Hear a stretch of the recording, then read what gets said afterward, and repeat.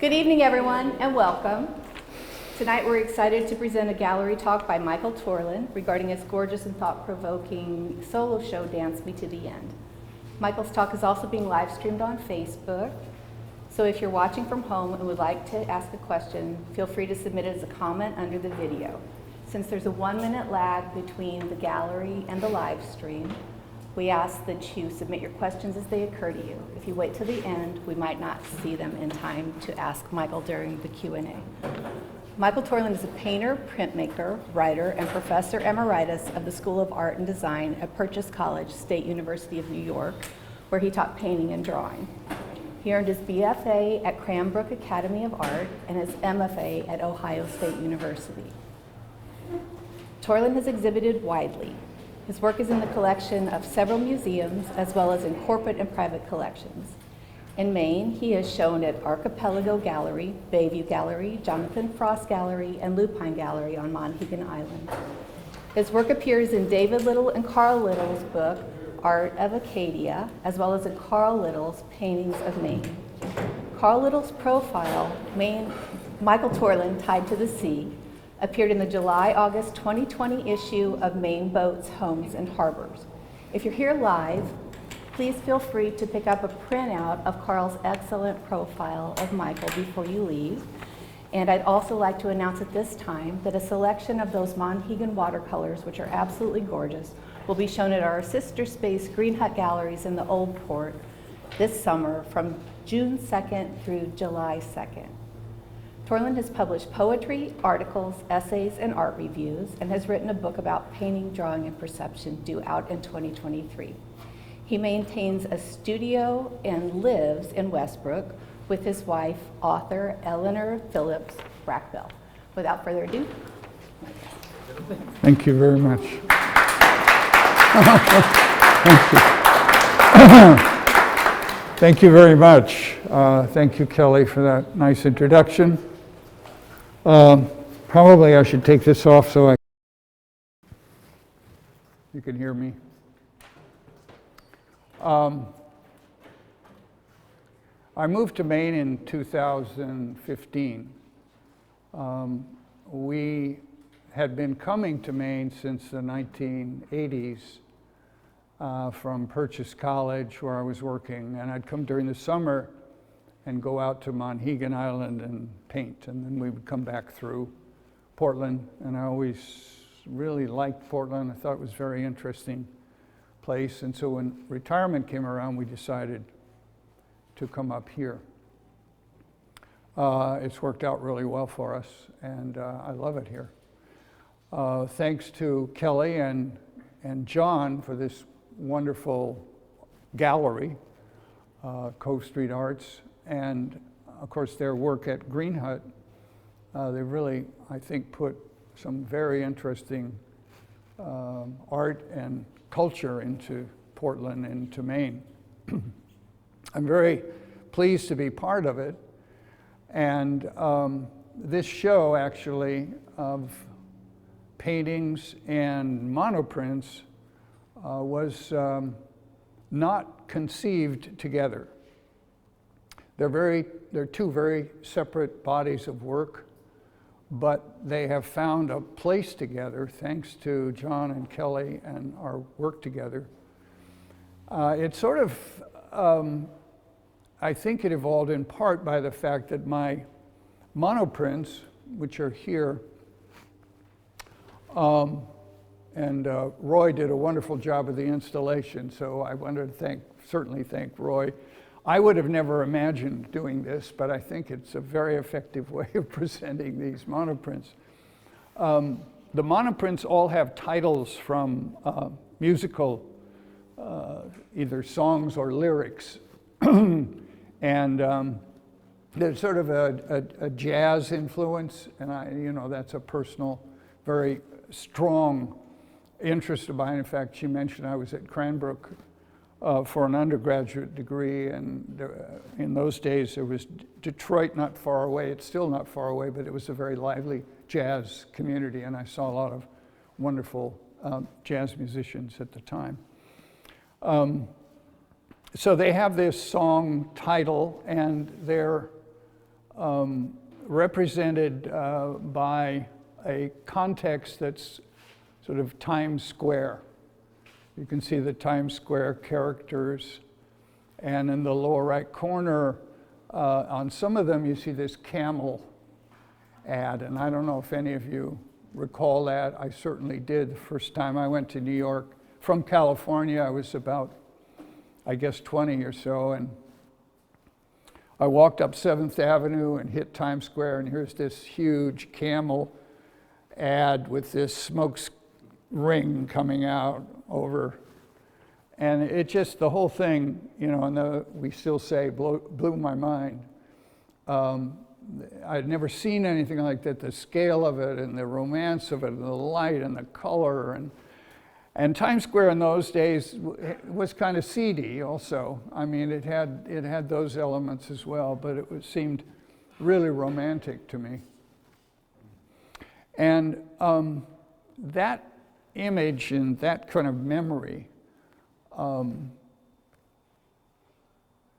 of, how shall I say this? It grew and matured after my mother passed away. My mother passed away in, I think it was about 2007. Yeah. And I had to go to California. She was there by herself, and all of the later years I had to go back and forth. I'm an only child, and I had to sort of, you know, do diligence.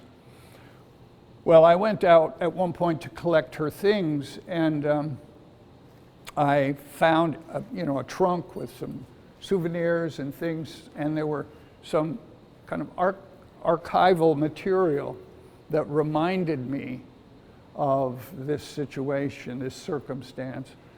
My mom was married to my father. My mother was 19 and my dad was 34.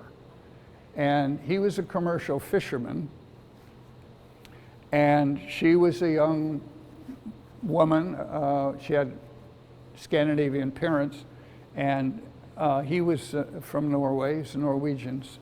So they got together at a dance, and the next trip, I think they were married.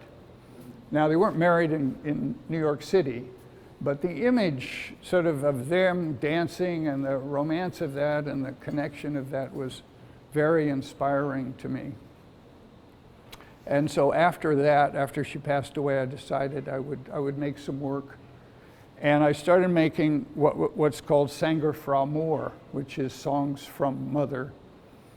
Other works that I've done, which Kelly had mentioned, and the work from Maine and the watercolors are often called songs for my father. And they were done kind of inspired by the fishing and the fishing boats, and Maine and Monhegan fit right into that kind of memory, that zeitgeist, which when I decided to paint this series, Songs for My Father, I was going to Monhegan. And that's the work that I'm most known for up here, I think. You know, the watercolors, which will be shown during the summer at Greenhood. When I took this project on, Dancers, it's a series of about 60 monoprints, and I had a printer and we worked together. We would put layers of images together over a period of time and to make these single prints. They're called monoprints because it's one of a kind, even though there are matrices that are similar. You'll see things that are repeated. And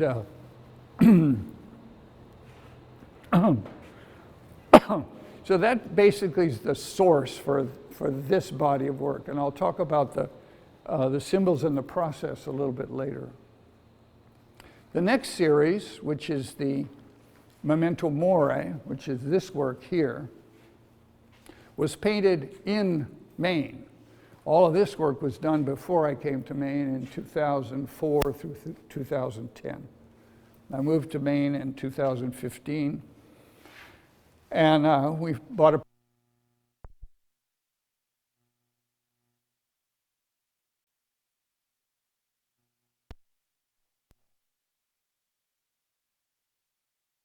stuff that had to been stored. I'm moving in the studio, and I was looking around and thinking of things, and I was kind of doing one of those numbers. And I said, what is this? What is this? So I had a lump in my throat. So I followed up on that lump in my throat, as most people do. You go and you see, one doctor after another, and eventually I was diagnosed with cancer. And so I went into treatment. And the treatment was chemotherapy and radiation. And at that point, about halfway through that procedure, that process, I said to one of the doctors, I'm finished. I'm done. This is over. I know I've had a career. I've done a lot of things. I have nothing to say. I'm finished. I'm not going to do this anymore.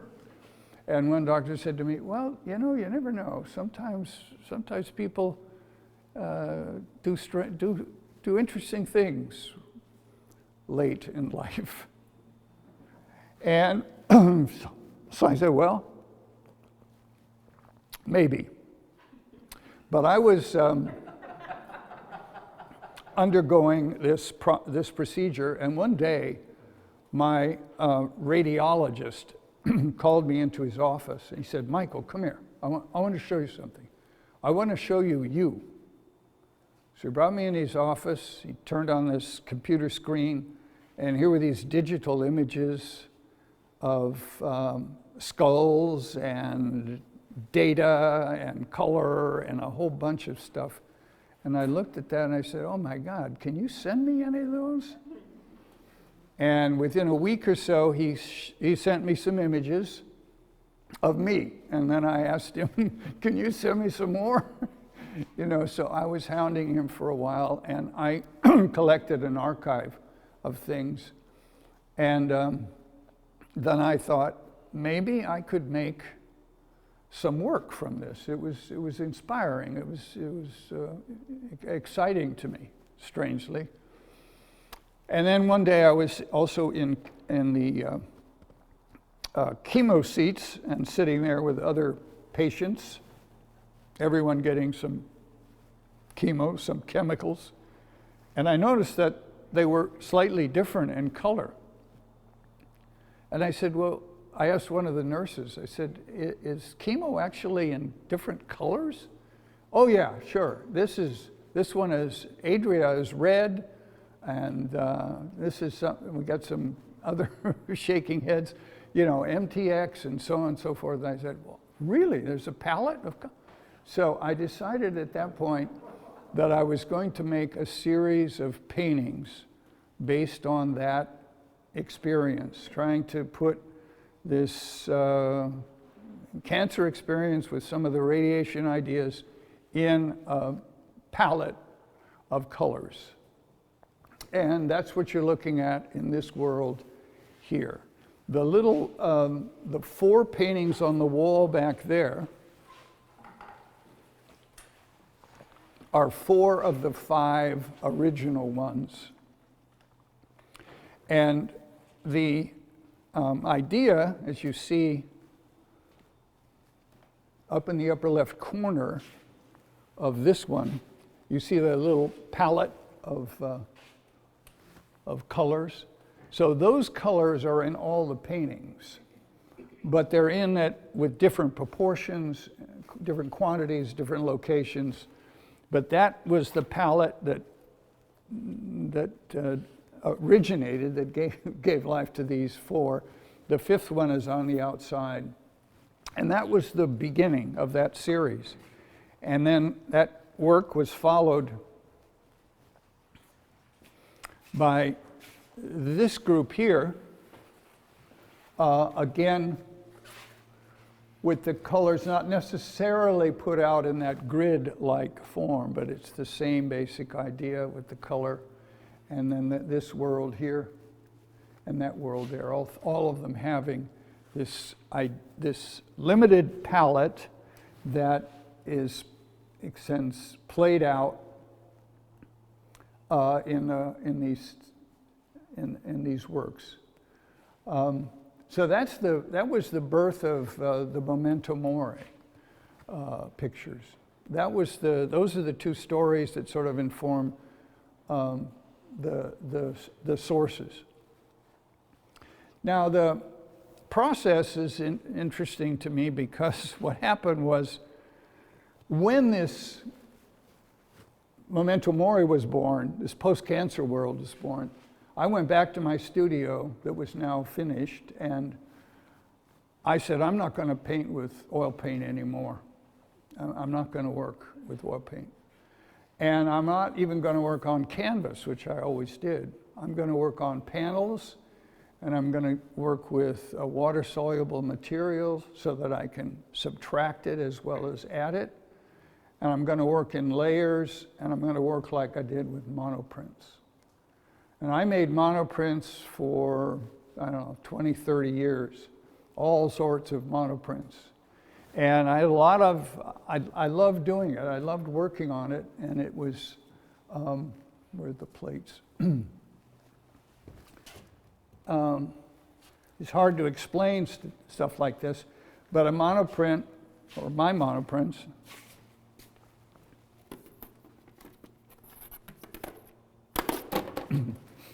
are made on plexiglass plates. You put a plexiglass plate down and you paint on it.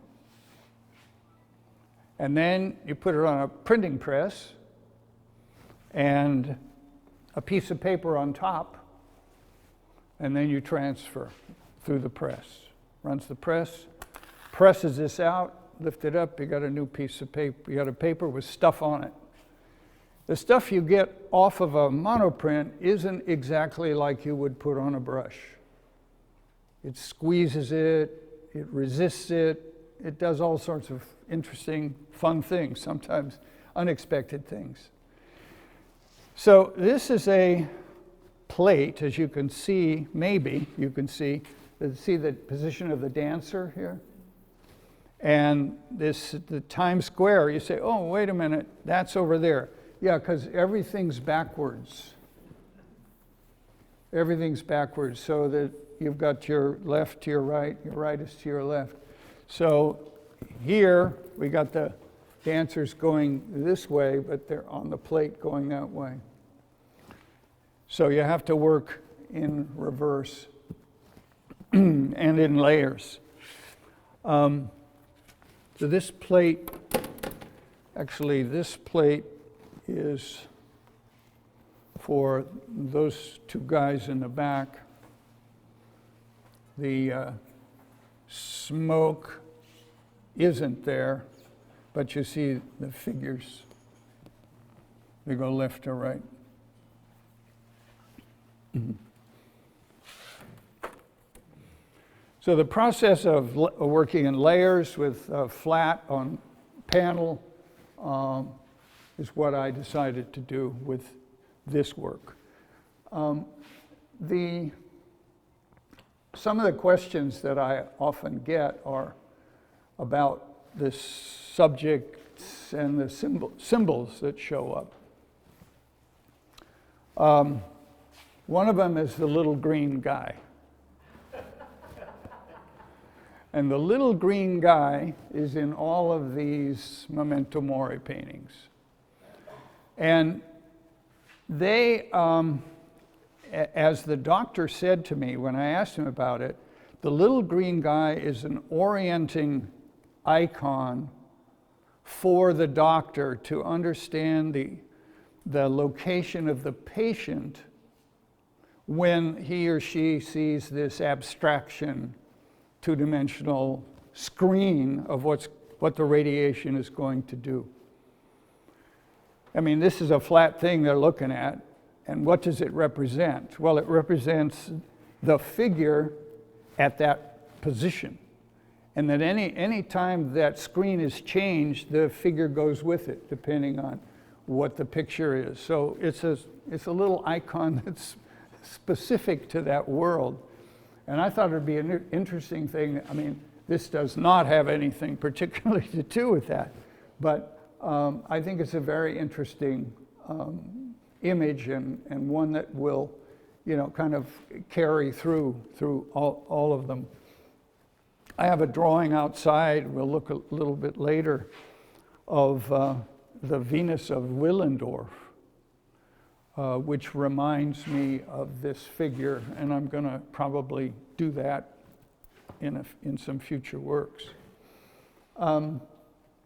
Another thing that happens in these series is there's a barcode on the bottom or on the top. You see it here a little bit more clearly, the barcode.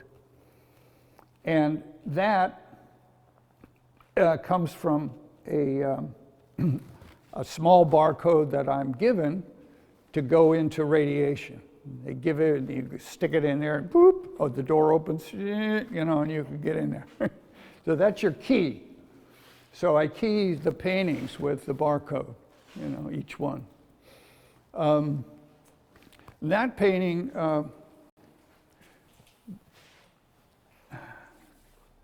behind Dr. Newton, is the closest one to a screen from the doctor. That's probably the closest one to what they actually work with. It often has a oval in there, it has the figure, and it has other three-dimensional forms that float around. And there's the Venus figure in there. On their left side, of course, is a full palette with the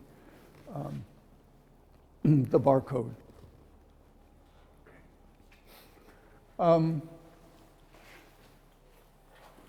I think the other one is, one of the other questions has to do with the nude figure. Often is the nude figure shows up in the Dancer series and also in Memento Mori. And a lot of the work that I do is personal images or these iconic images that carry over in one series to another. They're not necessarily only dependent upon or independent of one another. They'll show up again and they'll show up again. And the camel guy, for example, is one. I'll get back to the nude in a minute, but the camel guy is one. In the Times Square, the camel with the smoke ring. And then he gets blown up in the back.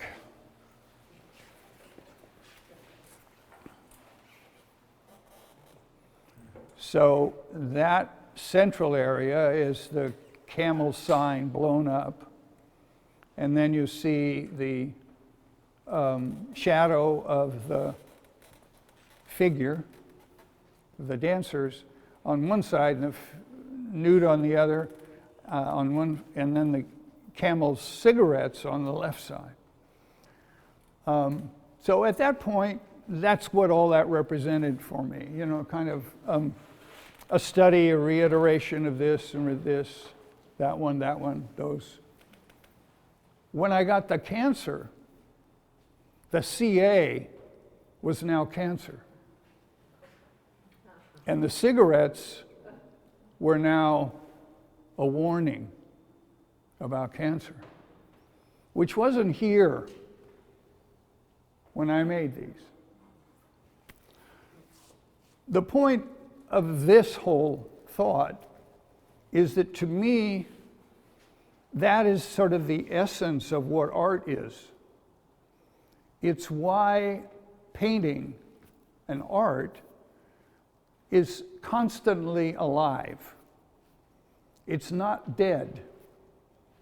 This doesn't change, you know, except for accidents and circumstances of misfortune.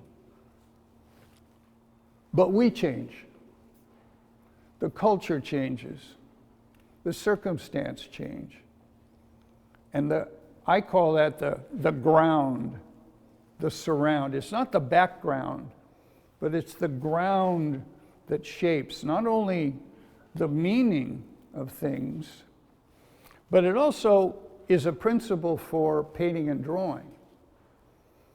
That the ground has more influence on the figure than the figure does on the ground. And if any of you have ever been in art classes, have studied color and done anything with Joseph Albers, the principle of that is rampant within the classrooms, although it's not really talked about in the same way. You take a color and you put it someplace, and it looks different if you put it someplace else. The color looks different if you put it someplace else.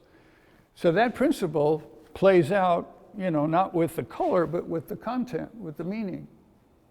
The CA is, this world here. In that world, it's cancer.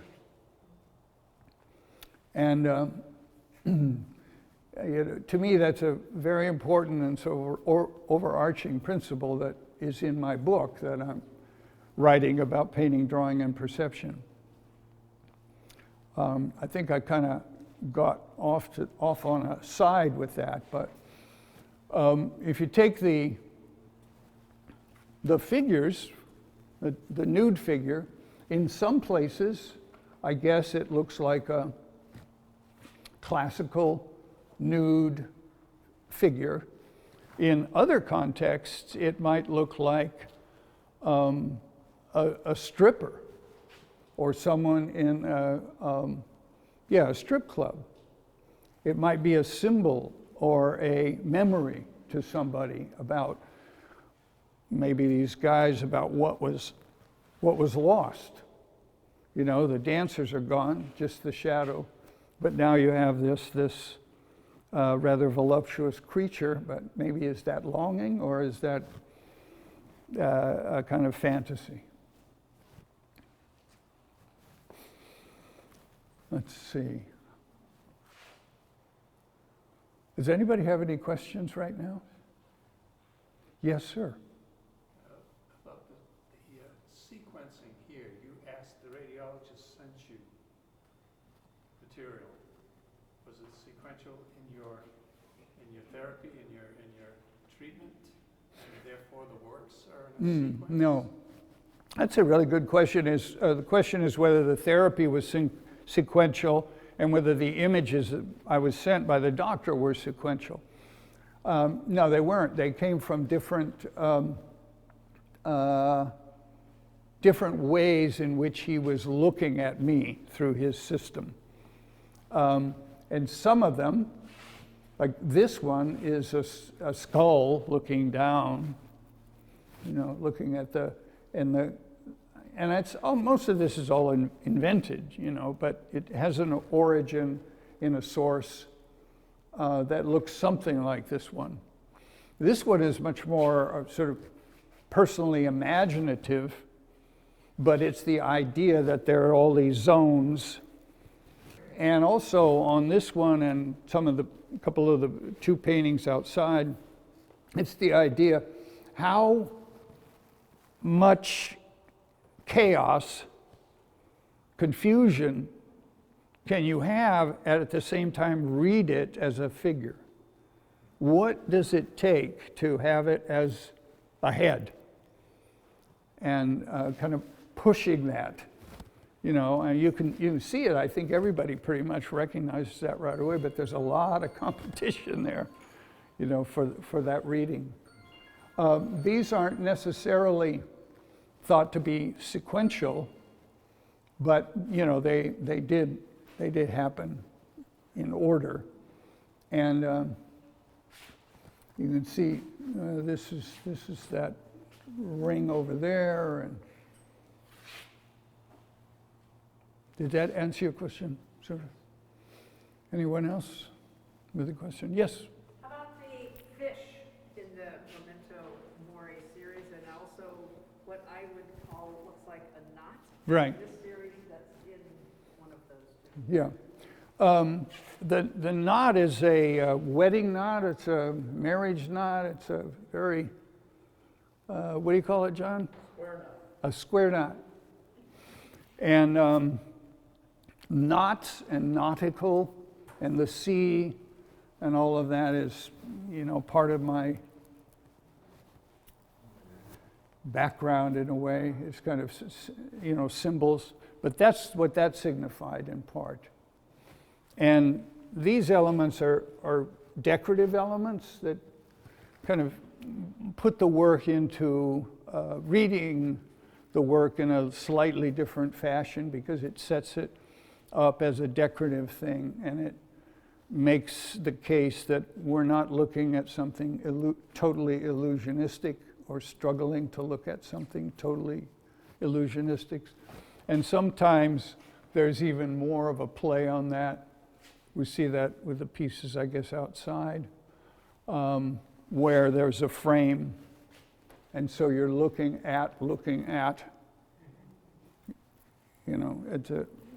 so it's a device, pictorial device for doing that. So that's the knots. The fish is about origins. We all come from the sea. We all come from fish, basically. We come from the same place. And it's also configurationally very interesting to play with because there's such variety, such interest in it. Some of them are tunas, and my father was a commercial tuna fisherman, and I did tuna fishing myself for a while, so these are sometimes personal symbols, but fish as origin, as well as the female figure having to do with the source of all life, that we all come from women. Yeah? What does memento mori mean exactly? Yeah, a memento mori was it means being reminded of death. And it was a period, particularly large period in, I believe, mostly the Middle Ages into the Renaissance, where artists would have symbols of skulls and death images, particularly showing around the edges. There was a kind of framing quality to them, and they were presented with something in the middle and a frame around the edge, and they would refer to kings and queens who were then being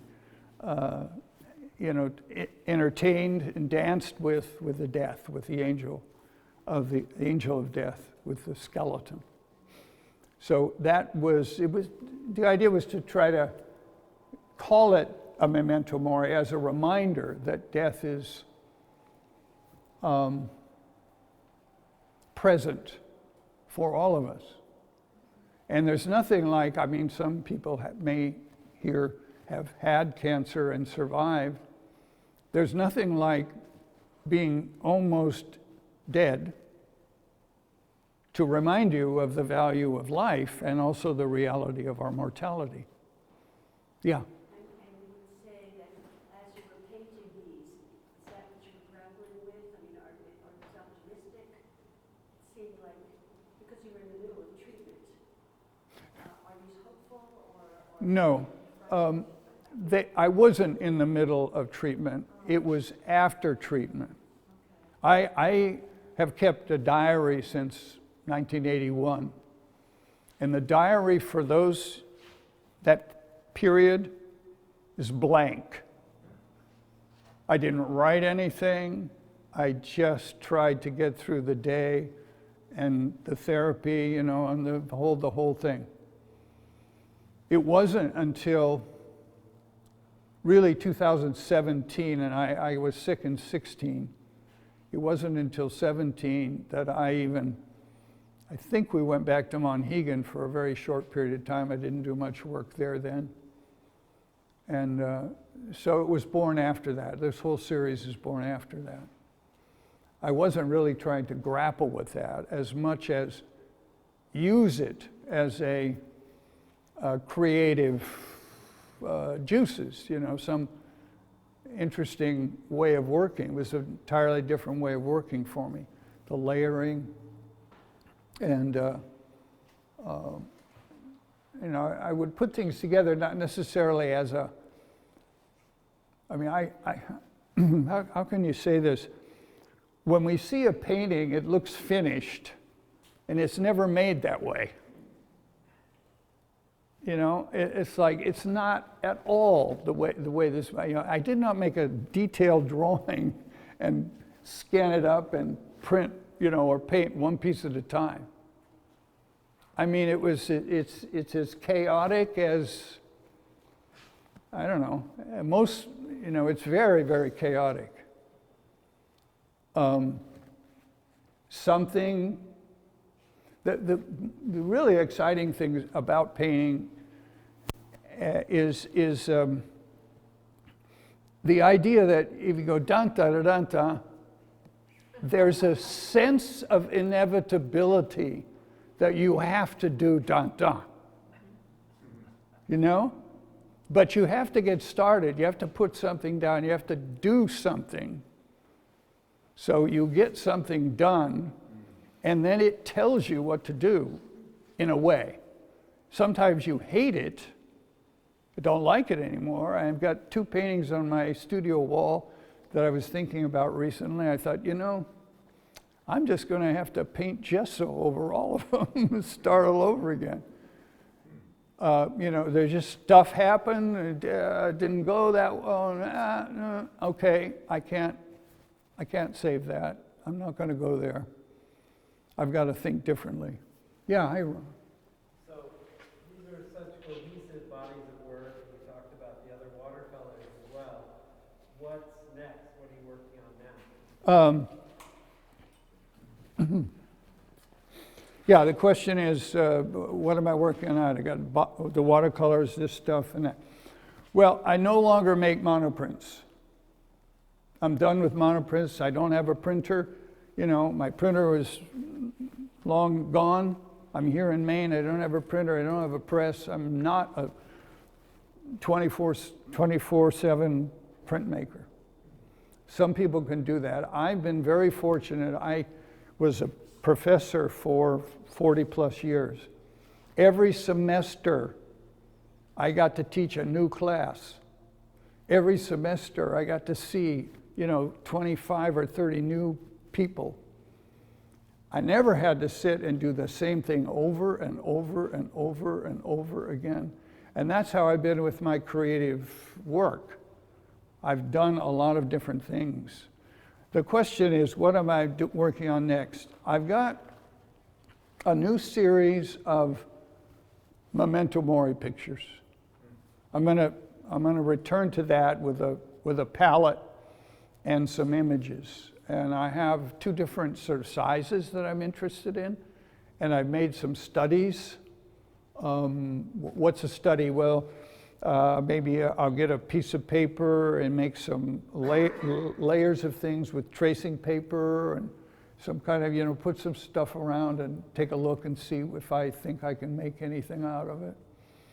I'm also a member of, or I'm a visiting artist, or the artist, one of the artists in residence for the New England Ocean Cluster, which is down on Commercial Street. It's a cooperative space where people who are involved in entrepreneurial projects having to do with the blue economy. And the blue economy is this drive to try to make the ocean and what comes out of the ocean profitable, inclusive, and it's like, you know, sustainable is the word really for it. Sustainable, inclusive, and economic. And I have some work down there, and we were going to do something together in March when there was COVID hit 2 years ago. So we didn't do a lot of things. So part of the answer to your question is I have some pieces that I have thought about and ways in which I'm thinking about bringing some of these ideas into those canvases, into those panels. That's one of the things that's in the back of my mind. I'll go to Monhegan, I guess, I hope, in July, and I'll paint up there. And I do have a new series called The Ocean Blues, which is related to the New England Ocean clusters, where I'm doing slightly different things with the watercolors. Any other questions? Yes. Yeah. When you started this series, you changed the nature of the surface you were working on. You changed the kind of paint you were using. You weren't dealing with the horizon line or the illusionistic space and light that you might do in watercolors. Did you find yourself drawing on your monotype experience a lot when you were working your way through these paintings? Yeah, actually, that is, I thought I'd sort of had mentioned that, but I drew a great deal from the monoprints on this series. This is the way of working. And I found it really informative. I mean, for me, it just seemed to be a good fit. I'm comfortable with it. And I always really fought oil painting. I know I did. It was always the lean to fat, that whole thing, and there's also technical issues. And I think these look a little like prints, they have that quality, and that doesn't bother me. I like that idea. Where are we? Shall we go out to the section of, there's some little archival material out there. I'll talk about some of the processes and the objects that are out there, and maybe finish off with talking about the large painting.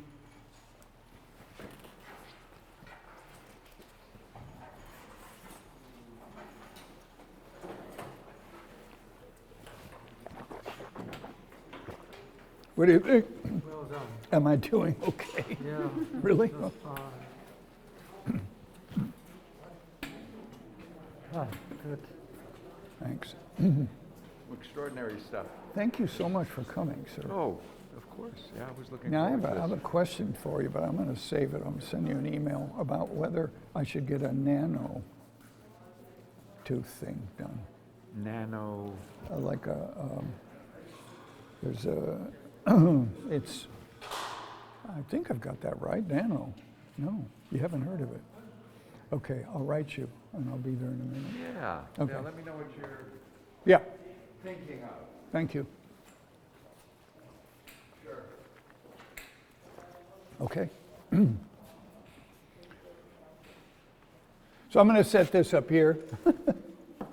I'll just talk about these. Then once you come up, you can take a look. These little sketchbooks will give you some insight. I have sketchbooks. I've been keeping them for a long time. This sketchbook right here is open to a thing called Radiology Oncology number 1. It's the first drawing I made to start. Where was the question about when I started doing this? And that was the first drawing I made, kind of a fantasy image of a head with a lot of stuff going on, and then these bars, kind of informational bars. They're bars then that gave birth to that painting. And the idea is redaction. And during the Trump administration, you probably all saw all these letters and things, all this material that was all redacted, and that's, I think, what they do with this radiation stuff, is they redact it where it isn't supposed to go, and they allow it to go where it's supposed to go. And that process of kind of positive, negative, yes and no, geometry was kind of what inspired this one. And that's the same sort of information that you see in the barcode. So the barcode, and then these stripes, and then this patterning that results from that, and the various thicknesses and the various colors, all alludes to that technical idea of positive and negative. You know, I suppose it's computer, it's digital, it's, as I thought about them, I thought, well, they're like a contemporary memento mori, that they're about our current time of contradiction, ambiguity. You know, you see it and it disappears, it's here, it's not. And I thought that that particular technology and how it looked was interesting to explore. These are wood blocks for the dancers, and you see one goes one way, one goes the other, because the dancers are printed, when they're printed backwards. I mean, they result from a backward image. So you have one for going one way and one for going the other. And these blocks are made with a laser. So it's a piece of wood, instead of hand carved, it's carved by a machine. And it's it's burned. It's burned out. It's a laser block. The Venus drawing, Venus of Willendorf drawing is there. The bottom sketchbook has a little linoleum block, and that is hand cut. And that particular image, as I said, is kind of evocative of Art Nouveau and decorative patterns. That actually comes from a drawer face that was carved by my father when he was 17 years old in Norway. And I managed to get that drawer, of which it was a full case at one point. And the only thing that survived was the drawer.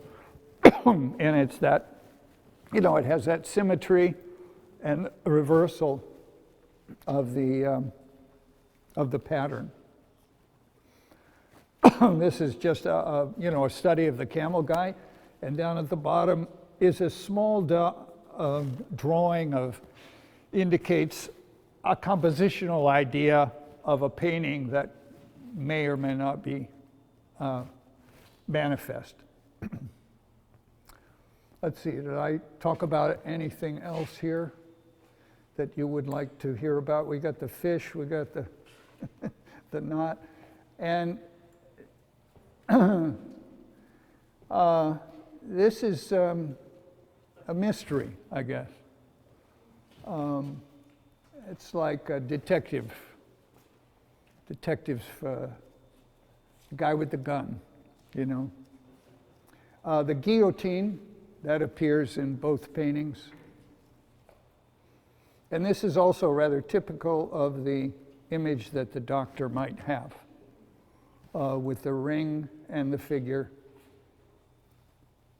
The Venus figure is now the sword, carrying the sword. And its origin was in Justice, the figure of Justice who carries the scale and the sword. These are names of the cancer chemo, Doxol, MTX, Adria. And so usually there will be some language stuck in there of some of the names. Anybody with any questions? I think we're winding down. Anybody? Well, if not, I thank you so much for coming. It was great to see you all. I appreciate it. Thank you.